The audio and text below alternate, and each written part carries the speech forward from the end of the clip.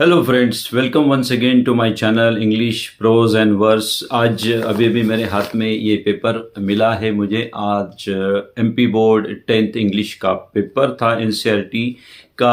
आज की डेट है 3 मार्च 2025। तो आई होप आपने सभी ने अच्छा किया होगा।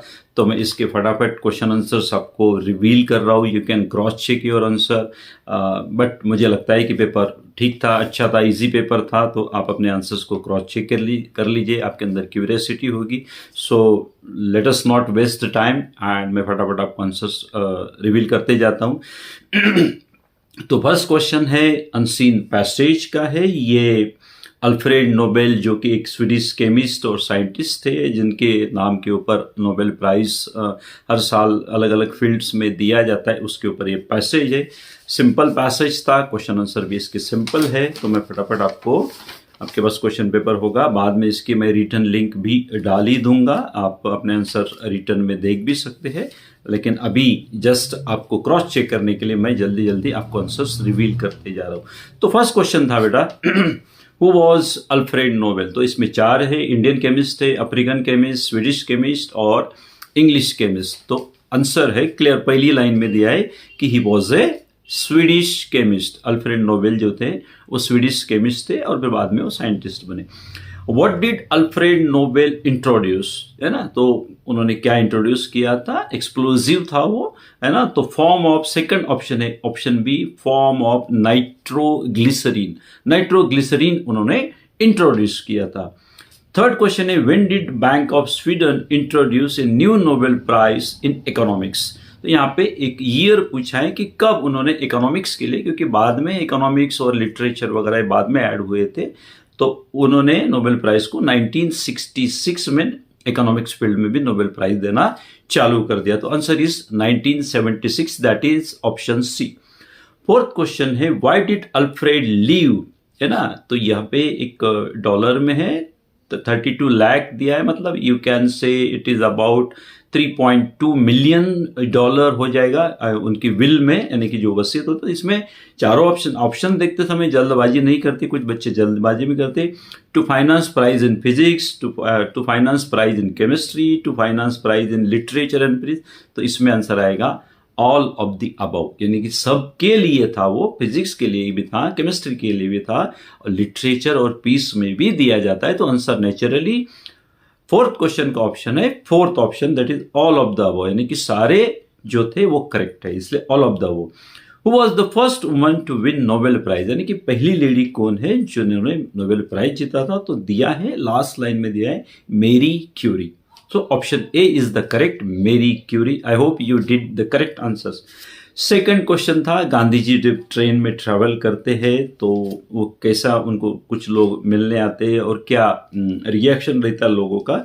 तो गांधी जी हमेशा यहाँ पे लिखा है कि ही always travel in a third class in a train. जब भी वो ट्रेन में जाते थे, और कुछ लोगों को ये बड़ी मतलब ये होती थी कि भाई गांधी जी फर्स्ट क्लास में क्यों नहीं सफर करते। तो उसी बेस के ऊपर पहला क्वेश्चन है, in which class did Gandhi ji travel in. तो first class, third class, second class और ऑल ऑफ दिस है, तो third class is the correct answer, यानी कि option B is the correct answer, third class.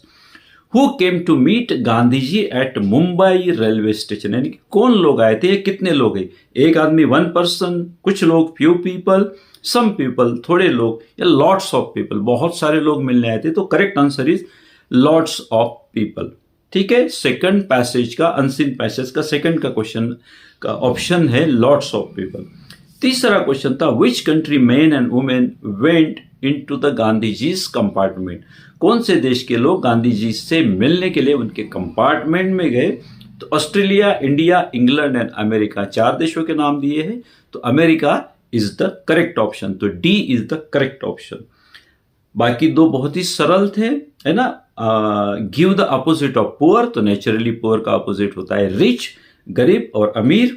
और synonym of the word simple, है ना, समानार्थी शब्द देना था सिंपल का। तो सिंपल का है small, smart, easy and difficult. तो सिंपल मतलब इजी होता है, इजी, है ना, इजी। चलिए बेटा, मैं सेकंड क्वेश्चन आपको रिवील कर देता हूँ, सॉरी थर्ड क्वेश्चन मैं आपको रिवील कर रहा हूँ। थर्ड क्वेश्चन था, एक पैसेज दिया है अनसीन पैसेज और उसमें आपको नोट मेकिंग करना है और बाद में अपने को सुटेबल टाइटल करना होता है। तो यहाँ पे ज़्यादातर स्टूडेंट ये गलती करते हैं कि बड़े बड़े आंसर्स लिखते हैं, जबकि ये नहीं करना चाहिए। इंपॉर्टेंट पॉइंट्स लिखने चाहिए। तो यहाँ पे इंपॉर्टेंट पॉइंट्स क्या क्या थे मैं आपको रिवील करते जाता हूँ। ज़्यादातर पहली लाइन में ये बता रहा है, पैसेज में ये बता रहा है कि भाई जो पढ़ने वाले बच्चे होते हैं, स्टूडेंट्स हु स्टडी वेल, उनको बुक वर्म्स यानी किताबी कीड़ा कहा जाता है। और दूसरे बच्चे जो होते हैं जो स्पोर्ट्स में बहुत अच्छा करते हैं, उनके हिसाब से वो जो बच्चे होते हैं जो स्पोर्ट्स में अच्छे होते हैं, वो बच्चे पढ़ने वाले बच्चे को क्रिटिसाइज करते हैं। Sports students always criticise the studying students. तो ये क्रिटिसाइज, लेकिन दोनों की अपनी अपनी वैल्यूज है। स्पोर्ट्स अपने को एनर्जी देता है, टीम स्पिरिट देता है, लेकिन साथ में we should not ignore studies. Studies का एक अपना यूनिक ऑनर होता है, यूनिक करियर होता है। तो both are very important in education. Sport is also important and studies is also important.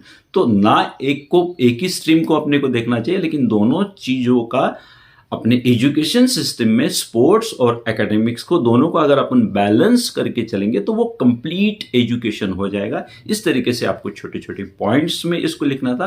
अब अपन टाइटल की बात करते हैं। तो टाइटल मेरे हिसाब से कि भाई अपन बैलेंसिंग की बात करें तो बैलेंसिंग स्पोर्ट्स एंड बुक्स और स्पोर्ट्स को अपने को बैलेंस करके चलना चाहिए, ताकि बैलेंसिंग स्पोर्ट्स एंड बुक्स एक अच्छा टाइटल हो सकता है। दूसरा टाइटल मेरे हिसाब से ये भी हो सकता है कि equal value of studies and sports, मतलब आप दोनों को इक्वल वैल्यू दीजिए। या फिर तीसरा टाइटल आपको ये भी हो सकता है कि studies and sport makes a complete education. सिर्फ अपने को स्टडीज पे ध्यान नहीं देना चाहिए, ना सिर्फ स्पोर्ट्स पे देना चाहिए, लेकिन दोनों को बैलेंस करके चलेंगे तो वो कंप्लीट एजुकेशन हो जाएगा। Because both have equal importance. दोनों की अपनी अपनी महत्ता है, दोनों अपना अपना एक इंपॉर्टेंस रखते हैं। तो ये दोनों का बैलेंसिंग करके चलेंगे तो ये करेक्ट टाइटल था मेरे नॉलेज के हिसाब से। चलिए, फोर्थ क्वेश्चन था, आपको स्कूल लिविंग सर्टिफिकेट के बारे में एप्लीकेशन लिखना था। You are Manthan Mahi studying in government high school Bajrang Nagar Indore. तो आपको सिंपल ये लिखना है, प्रिंसिपल के लिए एड्रेस लिखने की जरूरत नहीं होती। टू करके आपको ये government higher secondary school Bajrang Nagar Indore कर देना था।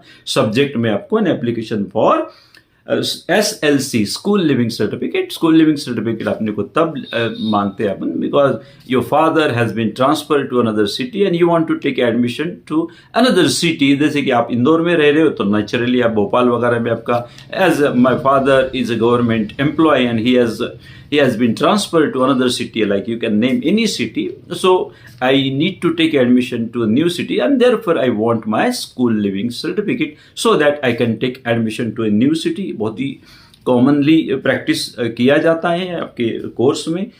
इसके और में भी कुछ बच्चे थे, write a letter to your friend, invite him to attend your birthday party. भाई आपका बर्थडे है तो आप जो है ना डियर फ्रेंड करके आप लिख सकते हैं कि you know that my birthday is falling on the next week and so that, and small party is arranged at my home, so you are kindly or cordially invited for to attend my birthday party. Some of our friends, common friends, are also going to come to attend my birthday celebration, so you please come along with your brother, sister or parents. You can invite your friend to attend your birthday party. लेकिन मैं जैसे हम लोग बताते हैं कि कभी कभी जब भी आपको ऑप्शन होते हैं फॉर्मल और इनफॉर्मल में, तो आई थिंक फॉर्मल लेटर मतलब एप्लीकेशन लिखना is more easy as compare to informal letter. Informal क्योंकि एप्लीकेशन में देखो बच्चों, एप्लीकेशन में क्या होता है कि इसका एक फॉर्मेट होता है जिसको अपने को अगर मेंटेन करके चलते तो फॉर्मेट के ऊपर ही आपको मार्क्स मिल जाते। लेकिन हाँ बिल्कुल आप इनफॉर्मल भी लिख सकते हो, बर्थडे पार्टी का भी लिख सकते हैं, लेकिन उसके लिए आपका इंग्लिश का कमांड अच्छा होना चाहिए। बाकी पांचवा जो था आपका ऐसे था, सारे टॉपिक बहुत ही अच्छे थे। गेम्स एंड स्पोर्ट्स बिल्कुल आप लिख सकते हैं, कई बार आपने लिखा हुआ। एनी फेस्टिवल, दीपावली, होली आप लिख सकते हैं। Save trees, importance of trees, बहुत सारे इसके अलग अलग एस्पेक्ट है कि ट्रीज क्यों सेव करना चाहिए, है ना, कितने सारे फायदे होते हैं। Science in our daily life, बिल्कुल क्या होगा, माय हॉबी ऑफ गार्डनिंग वगैरह कुछ भी लिख सकते हैं। आपको 5 ऑप्शन दिए, पांचों के पांचों बहुत ही सरल थे।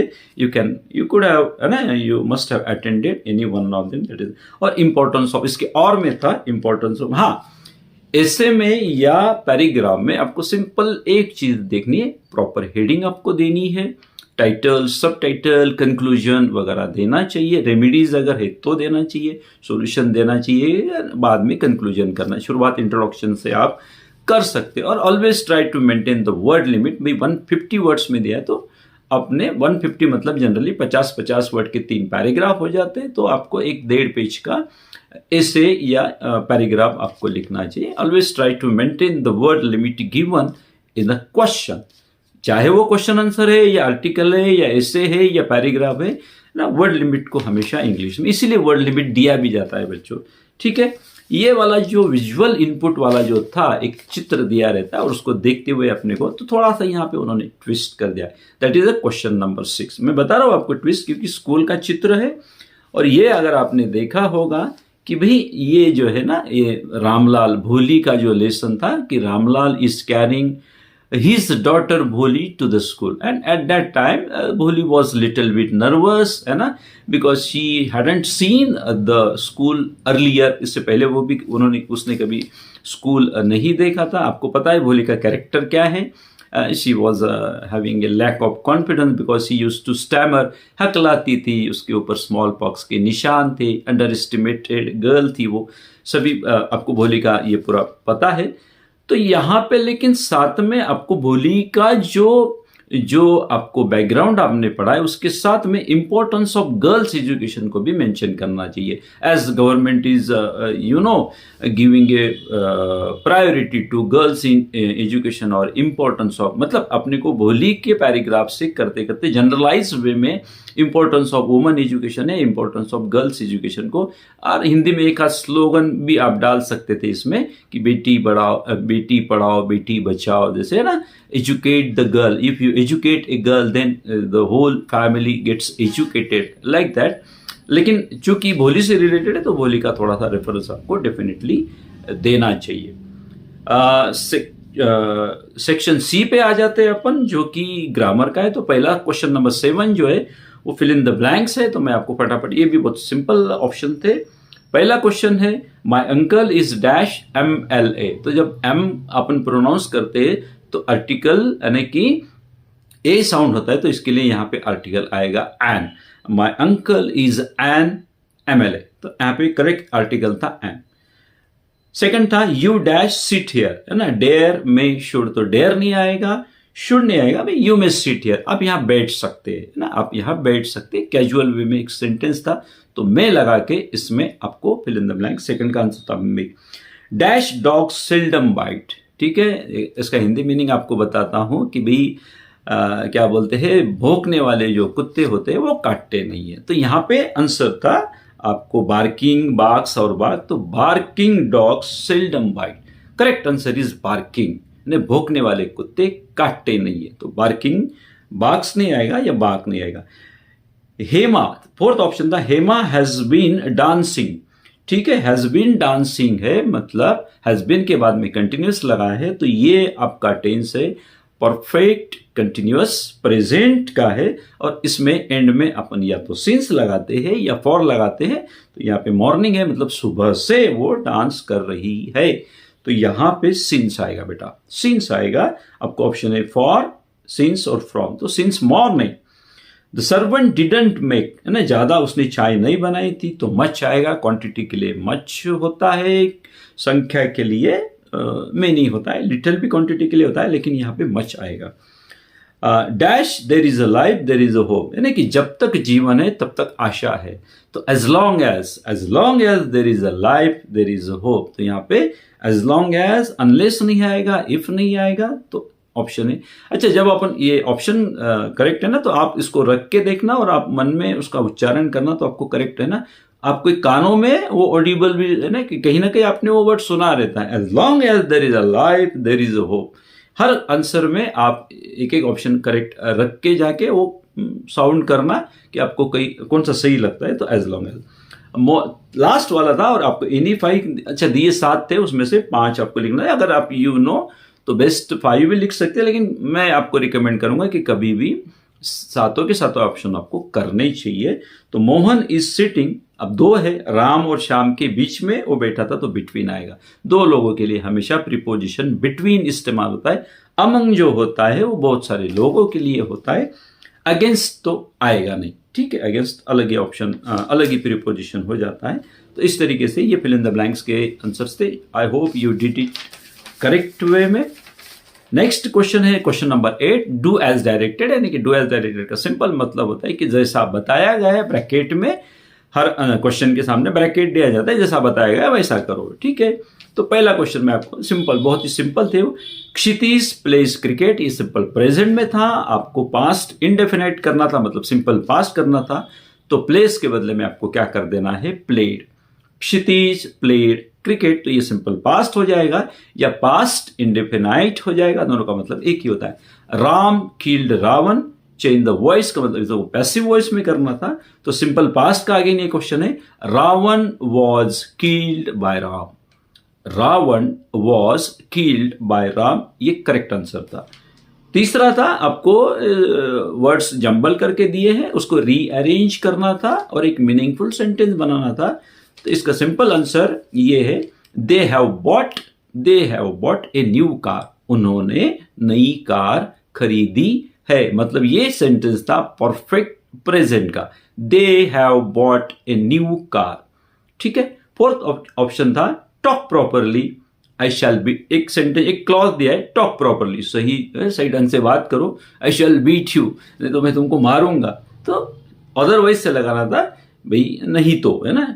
तो टॉक प्रॉपरली, भाई सही ढंग से बात करे यार, नहीं तो मैं तुझे मारूंगा, ऐसा अपन बोलते हैं।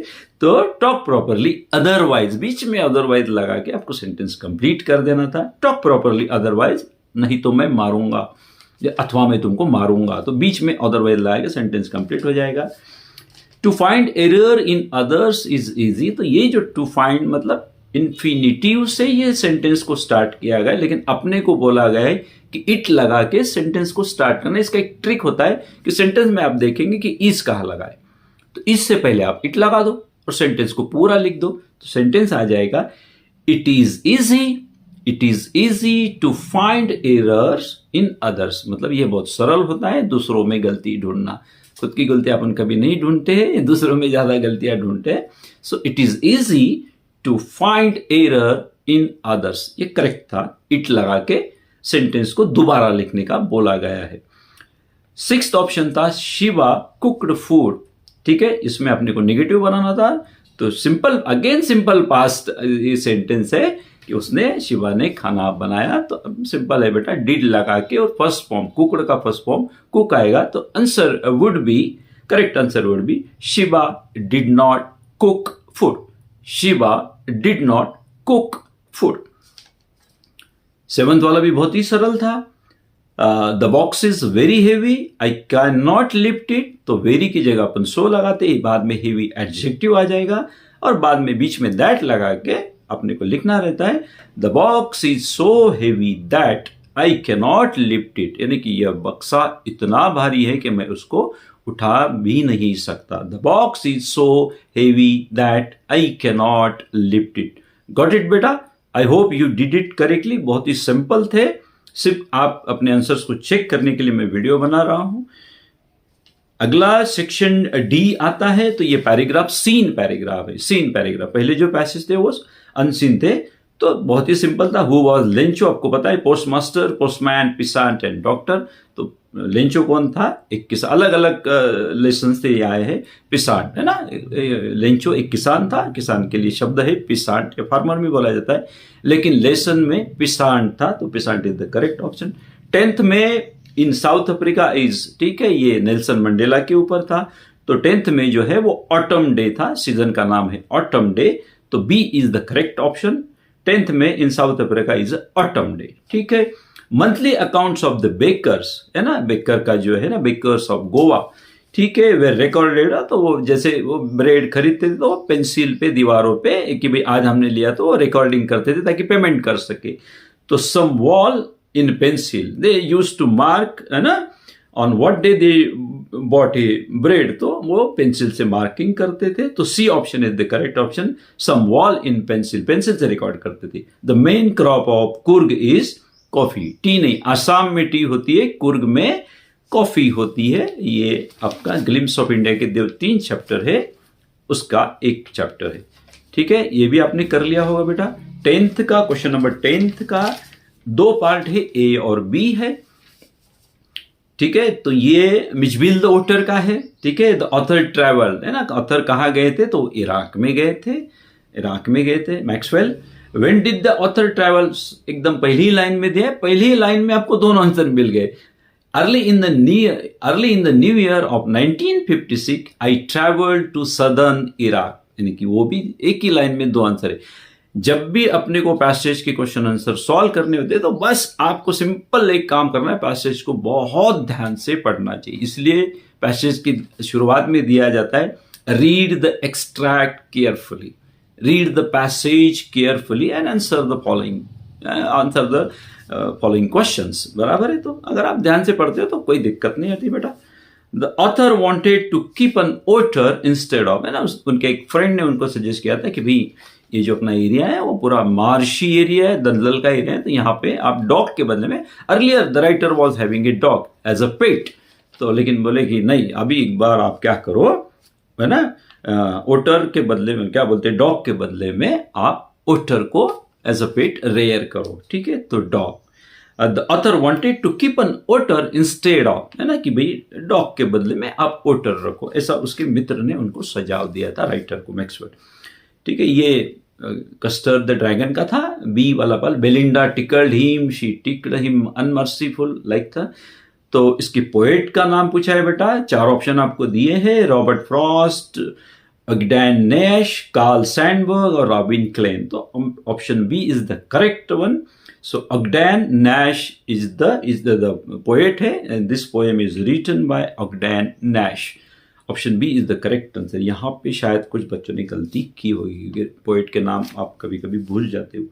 होम डिड बेलिंडा टिकल, यानी किसके साथ बेलिंडा ज्यादा मस्ती करती है या किसको ज्यादा चिढ़ाते रहते बाकी सभी लोग, तो ड्रैगन जो था, ड्रैगन का नाम नेचुरली क्या था, कस्टर्ड, कस्टर्ड है ना, इंक ब्लिंक मस्टर्ड कस्टर्ड, ठीक है ना, तो कस्टर्ड, ये थोड़ा राइमिंग में दिया था, तो कस्टर्ड, कस्टर्ड को, एंड दे ऑल सैट, और ये भी पैसेज में दिया है, laughing in the little red wagon, तो ऑप्शन बी लाफिंग। ठीक है बच्चों, बाकी क्वेश्चन आंसर है, मुझे नहीं लगता कि भाई आपको क्वेश्चन आंसर में कुछ प्रॉब्लम आ गई होगी। What did Lencho hope for, है ना, गुड कॉर्नफील्ड, थोड़ा थोड़ा मैं बता देता हूं आपको। सेरेमनीज टुक प्लेस, वो सैंडस्टोन एम्पी थिएटर था नेल्सन मंडेला का। Can you name some public building in India, तो रेड फोर्ट अपना है। What made the woman control, क्योंकि वो बोलते हैं कि भाई where is that black aeroplane, तीसरा था। Annie says teacher are most unpredictable, ऐसा क्यों बोलती है, क्योंकि जब उनका रिजल्ट लगने वाला होता है तो उनको थोड़ा सा डर लगता है कि भाई कौन प्रमोट होगा, कौन, है ना, उसी क्लास में रहेगा, देयरफॉर इसे। लेकिन शुरुआत में उसको मिस्टर किसिंग भी अनप्रेडिक्टेबल लगते, लेकिन बाद में धीरे धीरे वो फ्रेंडली हो जाते, है ना। जैक फ्रूट लाइक अपीयरेंस, ये बेकर का जात, क्योंकि वो बेकर की जो ब्रेड हुआ करते थे वो बहुत अच्छे सेल होते थे, इसलिए उनका बिजनेस अच्छा था, तो वो प्लम फिजिक, यानी मोटे ताजे दिखते थे, तो जैक फ्रूट मतलब अपीयरेंस वो बेकर के लिए है। Valli stand up on the seat because she wanted to look outside the landscape and scenery of from a moving bus, उसको देखना रहता है, एंजॉय करना में, as she was travelling first time, है ना। बुद्धा डू आफ्टर एनलाइटमेंट, उन्होंने started preaching to the people, लोगों को ज्ञान देना उन्होंने चालू कर दिया। फिर किस्सा गौतमी उनके पास गई थी, है ना। Young seagull to take his first flight, बहुत ही अच्छा आपने प्रिपेयर किया होगा, because he was hungry and all his family members were hunting a fish at the bottom of the sea. Fire and ice, बहुत ही सरल था ये, हेट्रेड और डिजायर को ये करता है। लायन और टाइगर को आइडेंटिफाई करने के, भाई येलो स्किन के ऊपर अगर स्ट्रीप है तो वो आपके ऊपर अगर एकदम से रोर करे तो वो लायन होता है, बहुत सिंपल है। इज अमेंडा ऑर्फन, ऑर्फन थी क्या, नहीं, she was having a parents, बाकी वो अपने आप को इमेजिन करती है बिकॉज ऑफ उसके मदर जो उसको कंटिन्यूसली स्कोल्ड करती है। पम्फेरी के लिए वो डॉग्स की रिकवरी एक बहुत ही बड़ा विजय क्यों थी, क्योंकि उसको लगता है कि उसकी तबीयत बहुत खराब होती है, इसलिए बाद में जब ट्रिक की रिकवर हो जाता है डॉक्टर हेरियट के कारण, तो वो बोलती है कि ये इससे यानी सर्जरी की जीत है, ट्रायम्फ यानी विजय है। फॉलर है ना, ये मिडनाइट विजिटर का है बेटा, ऑसेबल को क्यों मिलना चाहते हैं, because he wanted to write है ना ये novel, and as Ausable was a spy agent. Invisible man wondering, क्योंकि भाई उसने अपना जो हाउस ओनर था उसका घर जला दिया था, और he became invisible because of the formula he invented, इसलिए वो स्ट्रीट पे ये कर रहे थे है ना। Mandela hunger for freedom change his life है ना, नेल्सन मंडेला ने 30 साल तक फाइट किया against the social evil of apartheid है ना, रंग भेद नस्ल भेद के ऊपर, और उसके कारण वो 30 साल वो जेल में रहे, और उसके कारण उन्होंने पूरा अपना लाइफ चेंज हो गया। Then he became the Mahatma Gandhi of South Africa. आपको पता है why does Lomov think that he should get married, because he was a well settled person, he was a rich man, and his age was about 35, and for him Natala was the best option because neighbor भी थे। लिखा होगा आपने how to tell wild animals की summary, आपको बहुत ही। और why does the young boy say to Anne Gregory, ये भी सरलता है, because of her yellow golden hair है ना, हियर मतलब के खूबसूरत बालों के कारण वो प्रपोज करता है, और वो अपने उसके सामने रखता है। आपको पता है what does the cause of Mathilde's ruin, Mathilde ये डायमंड नेकलेस का था बेटा, या नेकलेस का था। तो ये सिंपल था कि उसका बर्बादी का कारण उसका जो एक एम्बिशियस और एम्बिश होना, और वो कैसे अवॉइड कर सकती थी कि वो सिंपली अपने दोस्त मैडम फ्रोस्टियर को अगर बोलती कि भाई है ना I had lost the necklace, तो क्योंकि वो डायमंड नेकलेस तो फेंक रहता है, तो वो अवॉइड कर सकती थी, लेकिन वो बोलती नहीं है। ये वाला क्वेश्चन एक थोड़ा ट्रिकी था, why does the marriage not take place, why does the marriage not take place. देखिए बेटा, मैरिज 2 लेसन में है, एक तो प्रपोजल में भी मैरिज का जिक्र है, बाद में नतालिया और लोमो दोनों की मैरिज हो जाती है, लेकिन मैरिज कहाँ पे नहीं होती, भोली है ना, ये इसका है फुटप्रिंट विदाउट फीट का है, तो इसमें भोली का मैरिज नहीं हो पाता, ये आपको लिखना था। और भोली जो है वो रिफ्यूज इसलिए करती because when she realise that groom, जो जिससे शादी होने वाली विशंबरनाथ है ना, जो कि बहुत ही ग्रीडी और लालची आदमी रहता है, तो वो रिफ्यूज कर देती है, और अपने पिताजी को, हाँ पिताजी ही शब्द है, पिताजी को बोलती है कि I am not going to marry him because he is a very greedy man. इस तरीके से वो मैरिज नहीं हो पाया, तो वो था उसका करेक्ट आंसर। आई होप आपको ये सभी आंसर्स थोड़ा जल्दबाजी में मैंने बताया, लेकिन बाद में मैं इसकी जो रिटर्न लिंक है वो भी डाल दूंगा। आपको पता है मैं सारे लेसन्स है ना 10th 11th 12th के इंग्लिश के पोएम के लेसन के सब वीडियो डालता रहता हूँ, साथ में मैं रिटर्न लिंक भी देता हूँ, ग्रामर के भी वीडियो डालता है, आप डिस्क्रिप्शन में जाके चेक कर सकते हो बेटा। Thank you very much for watching my video. Thank you very much, and I wish you all the luck for your rest of the paper. See you again. Thank you. See you soon.